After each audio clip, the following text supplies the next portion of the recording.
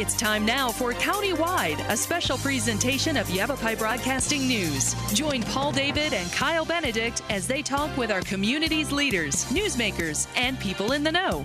You'll hear about the hot topics that affect all our lives in Yavapai County. And now here's today's Countywide.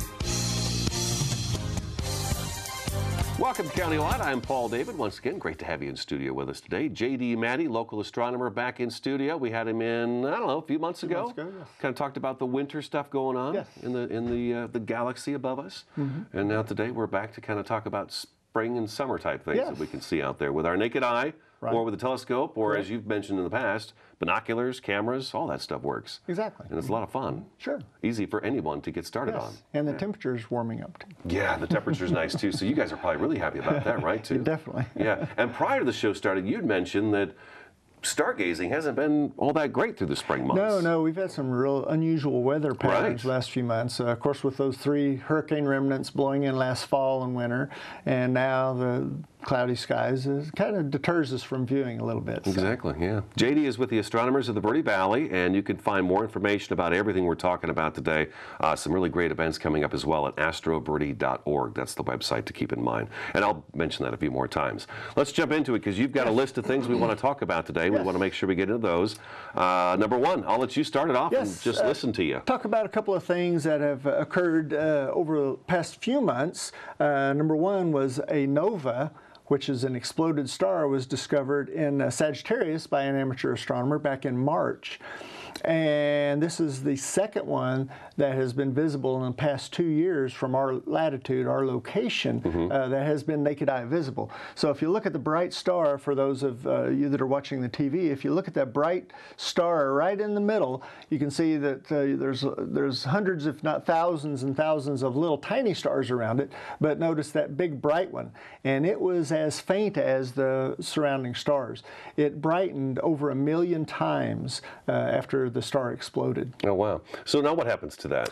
Well, it just fade away, that light? Most of them will fade away eventually. Sometimes they can re-brighten and re-flare up.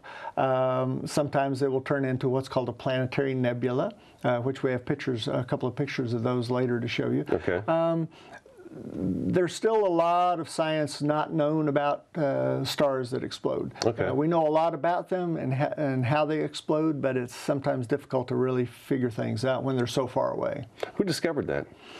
Oh, maybe not by name, but from where? I believe this person was in Japan. Japan, okay. Yes. Just happened to be looking up there, spotted this bright light. Correct, and it wasn't there the night before. Okay, now when you say an amateur, what classifies an amateur to, I guess I want to say a pro? Well, what's the difference there? Anyone walking on the street could be considered an amateur astronomer. Okay. Not necessarily. Some have formal educations in astronomy, but don't practice astronomy. But just anyone that enjoys looking up at the sky is an amateur astronomer. Okay. All right. Okay. And do we want to move on to the next one? We're still working on the first one. We could do that. Just to give you a short note about Sagittarius is now rising up around midnight or so. Okay. And this nova can be seen in a pair of binoculars or a small telescope right now. So there again, it's kind of unique to watch these stars go through their life cycles visually instead of seeing it on TV or something in a book. But it's really fun to watch them flare up, brighten in the sky, and then dim back down. Sure, I bet. I bet it is. Now, where would I be looking at around midnight? Sagittarius is known as the Archer. Okay. And it's also called the teapot. So if you look in the sky and see that Sagittarius has a teapot asterism, it actually forms a teapot. You have the handle and the spout. In fact, the spout pours out into the center of our galaxy, center of our Milky Way galaxy. Well, it also has the lid. And right below the lid is a line from 2 stars. Okay. And it's right in the middle, right in the middle between the 2 stars that form the bottom of the lid. And that's where it's all lit up right now. Okay. Exactly. Excellent. That's very awesome. Yeah. Yeah. And then over the past few months, we've been watching, since December for our latitudes here, we've been watching Comet Lovejoy. It was a comet that was just discovered last August, the 3rd week in last August, by an amateur astronomer there again in Australia. And there's the, it's when beautiful. It was at its closest, it was a wonderful comet to watch over the past few months. That was when it was at its closest. It was less than 100 million miles away. Just this big blue ball with those purple trails coming up. Exactly, Amazing. exactly. It was pretty, and that's pretty much what it looked like in the telescope. Not quite as vivid of colors, but it's pretty much you could see the tail and the large glow of the head. The glow of the head was almost the size of the full moon. Visually. Oh, really? Just the glow from it. Oh, it's massive. Yes, it was pretty massive. Yes. Okay. Now the comet wasn't as big as the moon, but just the glow from it was almost the size of the full moon, which it's been fun to watch. Right now, it's just above Polaris, the North Star. So if you know where the North Star is, take some binoculars or a small telescope and peruse that area just north of Polaris, you might be able to see a little fuzzy spot. It's over 200 million miles away right now, so it's fairly faint, but still visible. Is it coming this way or no? it's headed away from us. It's headed away, so yes. It's probably not quite as visible as it was. Correct. Okay. Correct. Yeah. Because as it went by us, it was very visible, as you can see with the picture. But now it's fairly faint, but it's still fun to always watch a small comet go by. Now, Comet Lovejoy, the person that discovered this, he's found quite a few. Yes, this was his 5th comet. Wow. He discovered Terry Lovejoy. Okay. And the reason, one reason is he's probably out every night looking. But in Australia, they don't have a lot of major telescopes. A lot of the major telescopes are near the equator, like Peru, Chile, and then even up in the Hawaiian Islands have several dozen telescopes there. So they're pretty much canvassing that area of the sky around the equator. Is it important to be by the equator? I mean, well, is there a significance to that? Yes, you can get more daylight and more dark. Viewing times around the equator. Okay. And they put them up, most of them are up on high mountains up above the atmosphere, so the local weather is not too much of a factor. Now, does he live out in the middle of nowhere in Australia, sort of, where it's nice and dark? Because, I mean, that's important, right? Exactly, Darkness. having very, very dark skies. I believe he's located near Siding Springs, Australia, which is quite a ways from the big metro areas. Okay, well, he's been busy. 5 of them, huh? Yes. That's something else. Yeah, and there again, once you become an avid amateur astronomer, you develop a technique, and he's developed some techniques that helped him discover him. Very similar to David Levy, that lives in Tucson now, just outside Tucson. He's a very prolific comet hunter as well, but you have to develop techniques and stay with the program to discover comets. You got to be just scouring that sky. Yes. Looking for something like that. Yes, and you have to have a pretty good memory for seeing things that are there every night. And as with the nova in Sagittarius, all of a sudden there's a bright star shows up. Well, if you've looked at that area before, you know that that's not supposed to be there. So we'll be doing. Okay, we have to take our first break. All right. Sure. There's a bunch of events coming up for Astronomers of Verde Valley this month. First one coming up on June 5th. We'll talk more about those. Astroverde.org. JD Maddie in studio today. This is Countywide. We'll be back in just a couple minutes.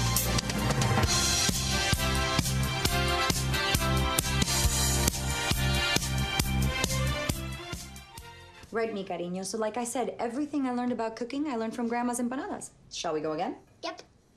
Mix the beef with the onions with the peppers with the paprika with the garlic with the oregano with the cumin. Got it? Got it. Throw in the olives, stir, season, stir again, pour out the flour, roll out the dough, make a circle, drop in a fistful of filling, fold over, press down, and ta-da! Most parenting is hard to do in just 2 minutes.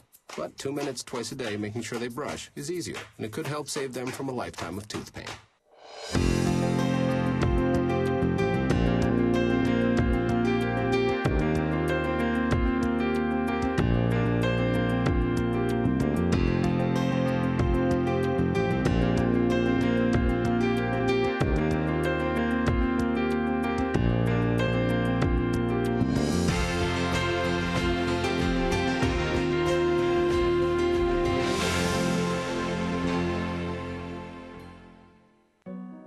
They said a bottle was just a bottle.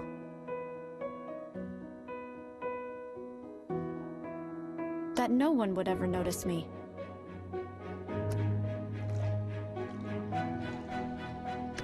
But I knew I could be more. That one day, I would make people smile.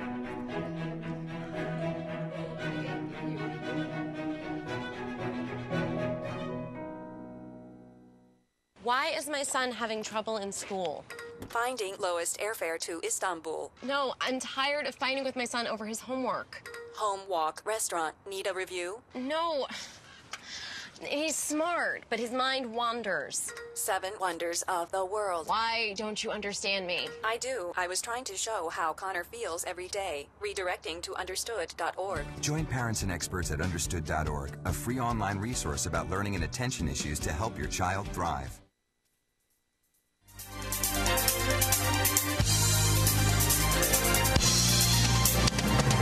Welcome back to Countywide. Again, astroverde.org is the website you're going to want to pick up on for today's show. Also, myradioplace.com, our show will be posted there too, so if you're listening on the radio, not on the TV, you can actually come back and take a look at some of the photos JD sent us, because they are amazing. A few events to hit before we jump back in talking with JD. On June 5th, Sedona Community Campout Star Party, that's going on. On the 6th is the Red Rock State Park Star Party. And on June 6th also is the Community Campout at Dead Horse Ranch State Park. So you guys are going to be kind of split up in a couple of locations through the weekend. Yes. But lots of great opportunity, and hopefully the skies will cooperate with you. All right, let's Galaxy Time is number 3 here on our list. What's Galaxy Time? Yes, well, Galaxy Time is the best time of the year to look at what we call our faint and fuzzy galaxies that are directly overhead, the constellations of Leo, Coma Berenices, Virgo, Ursa Major, Canis Venatici. Those areas and those constellations are just jam-packed full of galaxies.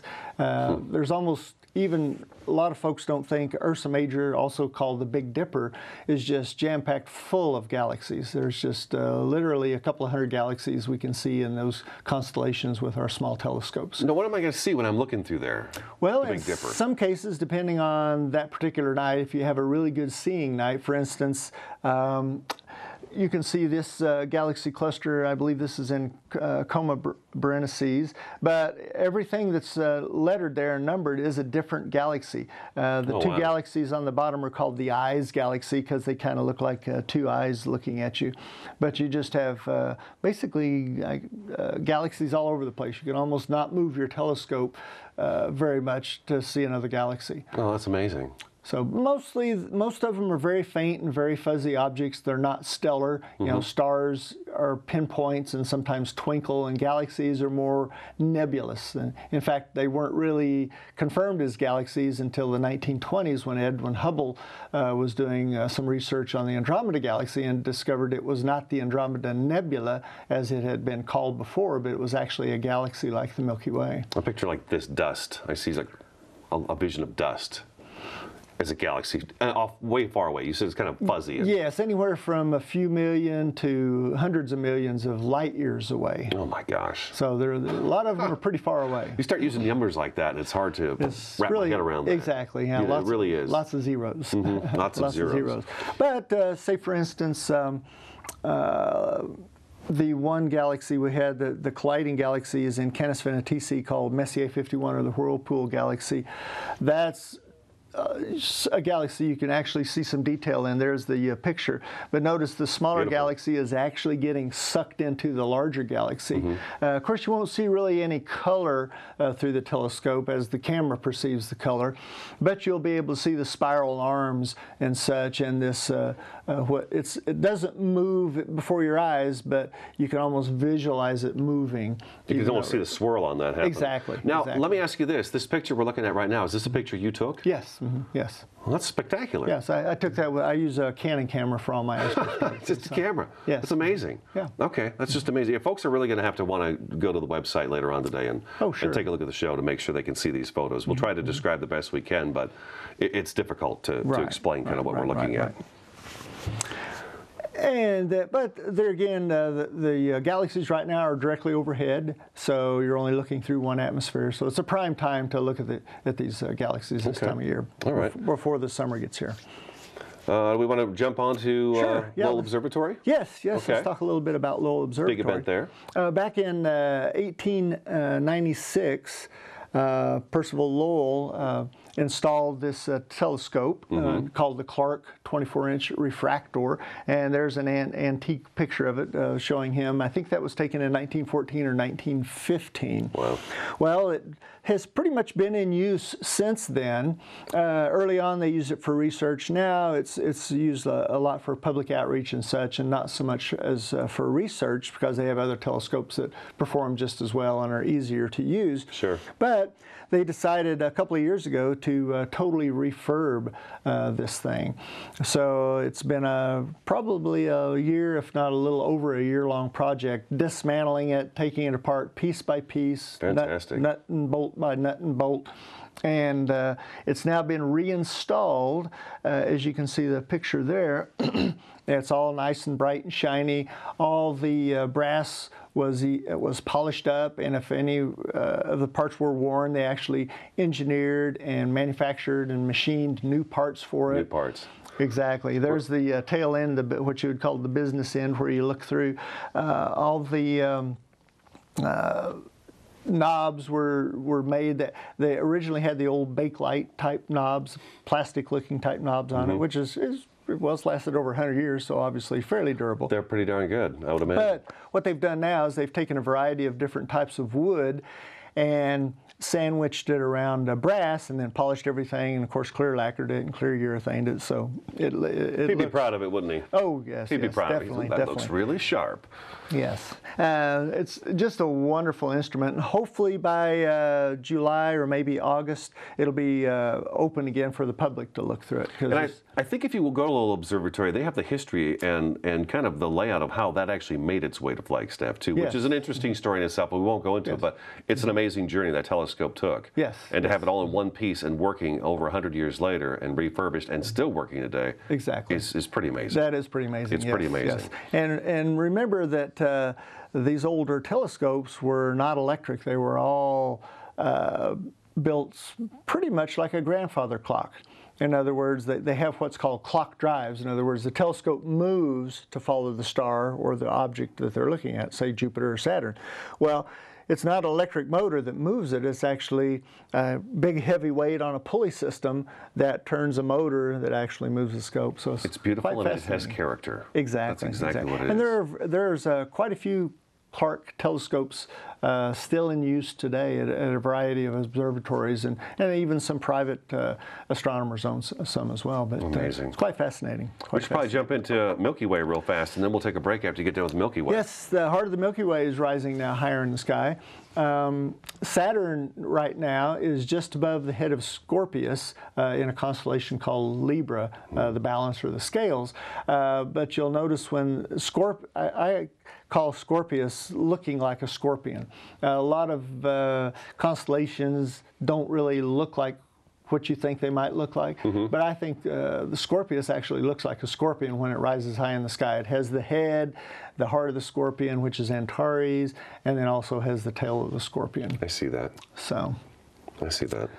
And so for the viewers, when you look at the TV there, you'll see that is a huge nebula, a star-forming region called Messier number 8, and that's in the heart of the Milky Way. So astronomers really enjoy the summertime skies because of the thick part of the Milky Way is right overhead. Nebulas, clusters. More to look at. A lot more to look at. Yeah.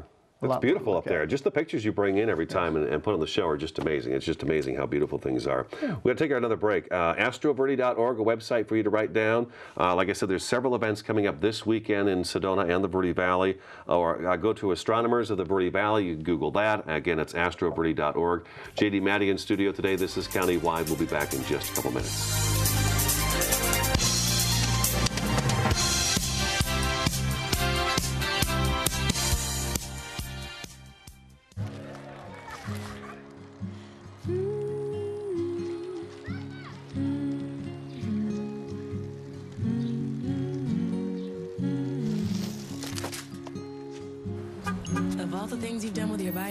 Donating it to Goodwill may be the most incredible of all. Your donations help fund job placement and training for people in your community, which means your stuff can be more powerful than you think. Goodwill. Donate stuff, create jobs. When some people struggle with their mortgage payments, they become frozen, petrified. Not knowing what to do, they do nothing. But the people who take action are far more likely to get the most positive outcome. Making home affordable is a free government program. Call now to talk one-on-one with a housing expert about the options that are right for you. Real help, real answers, right now.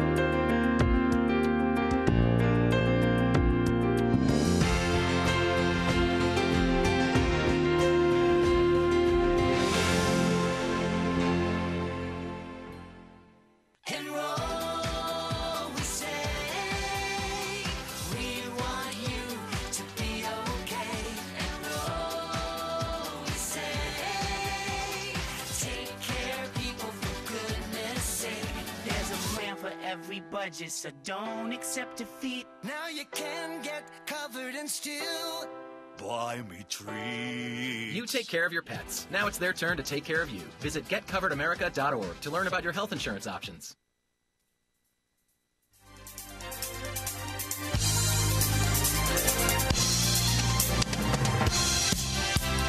Welcome back to Countywide. We've got just a few minutes left of the program. JD, Maddie in studio today with Astronomers of the Verde Valley. Astrobirdie.org is the website. They've got a lot of great events coming up throughout the summer months for you to participate in. Last thing we could talk about, Jupiter in Cancer. What is this? Well, I wanted to talk a little bit about it. You don't need binoculars, you don't need a telescope to see this occur over the next month. Jupiter is in Cancer right now, and it's right next to a small cluster called the Beehive Cluster. Now, if you do have some binoculars, you can train your binoculars on Jupiter and probably see the Beehive. It's a small open cluster right next to it. But one of the most interesting things that's going to occur over the month, pardon me, of June is that Venus is going to rise higher and higher in the sky, going through Gemini, the constellation Gemini, and June 30th, Venus is going to meet Jupiter and be less than 0.3 of a degree apart. Oh, wow. So in other words, they're almost going to kiss in the sky on June 30th. There again, you don't need any optical aids. You can just look up in the sky and see it. Picture that they're showing on TV right now is Venus as it sets over one of the mountains, and right next to it is the Pleiades, the seven sisters. So that was kind of an interesting conjunction.